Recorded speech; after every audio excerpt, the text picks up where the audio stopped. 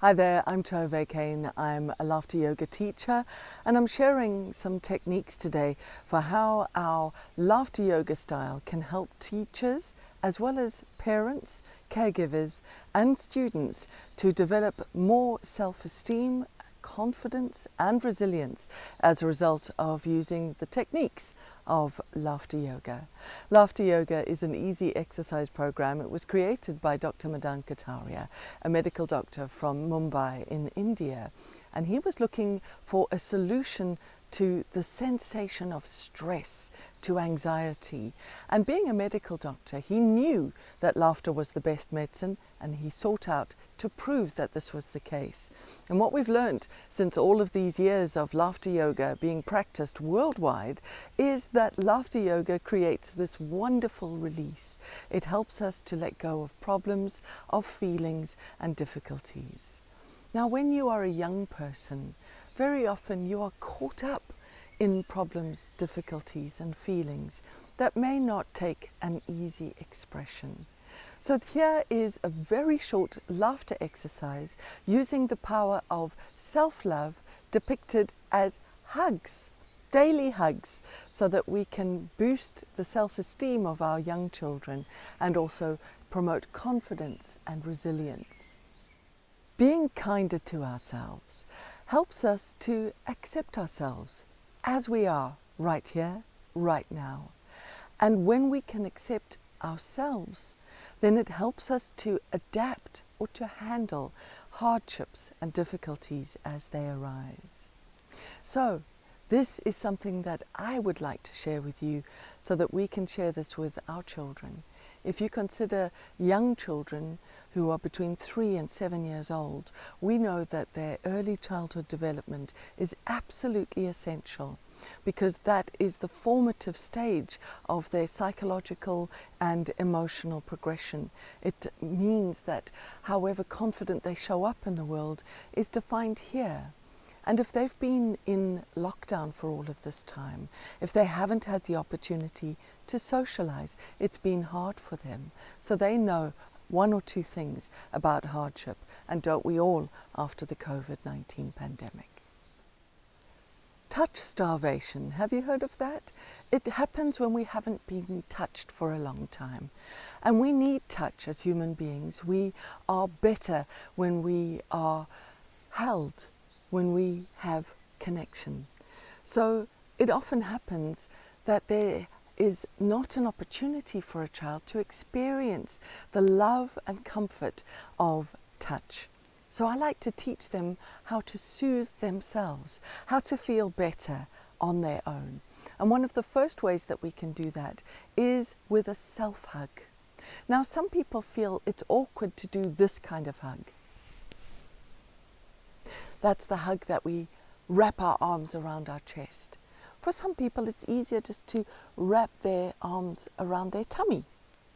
And that feels nice, feels comforting. Some people can even turn a little bit and enjoy the sensation of being held and hugged. And that really is something. The amount of pressure that we can encourage children to press is important too, because they don't want to feel too squished, and they also don't want to feel like, it's not really much of a hug at all. So it's really important to get that right feeling, the just right feeling. We want to be in the Goldilocks zone for that hug. So the next type of hug is something like this, a hand on a shoulder. And when somebody places their hand on our shoulder, we feel confident, we feel comfortable, and we feel acknowledged. So you can do that. Squeeze your shoulders just above your muscles there. And some people like to feel this sense of a stroking, soothing, calming. You might want to even just do gentle, gentle squeezes. That's good. And what's important here is that we imagine also the type of hug that we want. Sometimes we want just a little, you've got this. And sometimes we need something a bit more caring and loving. You've got this. So the next point about these self-hugs is that you get to hug yourself as long as you like. How long do you need? From the moment when we're very upset to when we feel a bit calmer, it can sometimes be literally just that first touch. For some people, they need a bit longer. So when we teach children that they can hold for as long as they like until they feel better, that's really a wonderful technique. So you remember the hug that was the gentle turn? This can also be a gentle swaying forward and backward, like a rocking motion, forward and backward. And that can also help us to feel soothed. Something I like to teach children as well, and anybody who needs this hug, because let's admit, we all have our inner child who needs to be comforted and treated with kindness. And remembering our self-kindness leads to self-acceptance, and that leads to confidence. And self-confidence enables us to function in the world and to build up our resilience as the next level.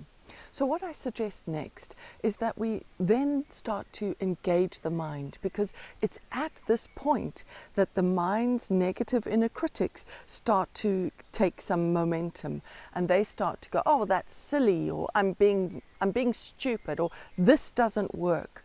All of those resistance thoughts start to come up.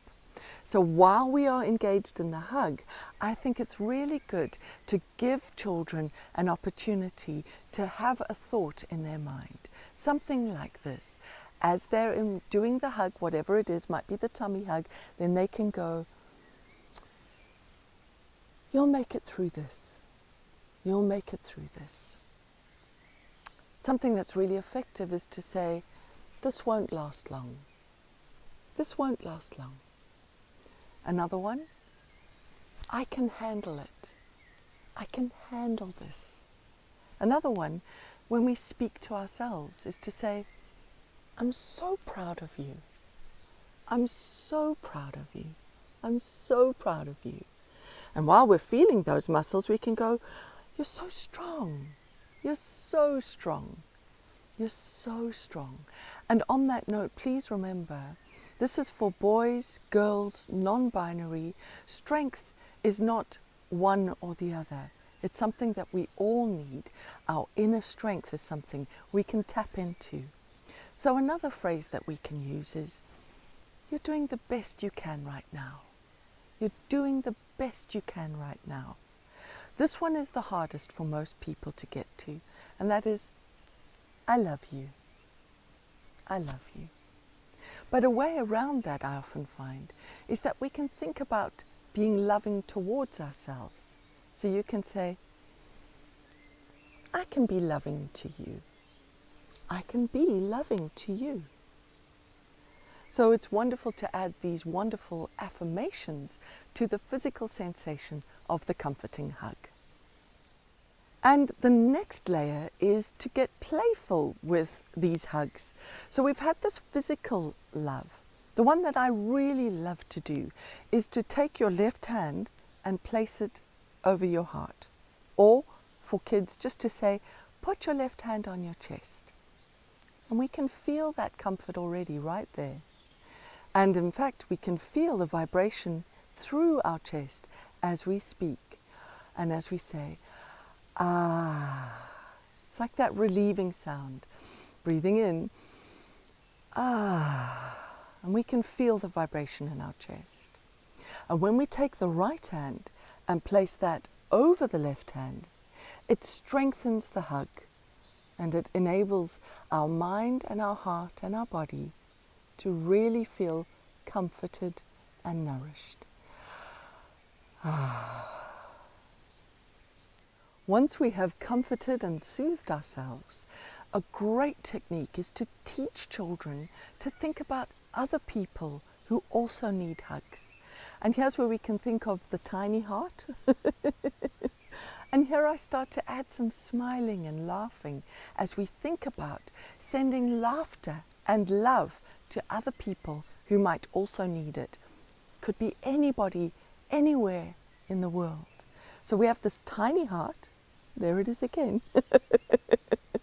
We have this kind of heart that we can shape. We have this kind of heart that we can shape. And we have this kind of heart. And what we can do is we make the heart shape and we breathe in and we laugh it out. Ah! Just sending smiles and laughter to other people who might need it. And that's where I combine laughter yoga with loving kindness. So we all know that children love color and they love playfulness and creativity. So it's fun to have an emoji like this. Hey! Where they can almost in a way envisage, imagine breathing in and sending the love. Ay! Breathe in, send the love, send the love, send the love. Knowing, of course, that they have built up enough love in their own hearts. Another one, of course, is the heart. Love, love, love. So when we can have playful props like that, brilliant. Children love that so much. So how many hugs a day should we be having, and how many hugs a day should our children be getting? Well, what we know from family therapist Virginia Satter is that we need 4 hugs a day for survival. Just to survive, we need 4 hugs a day.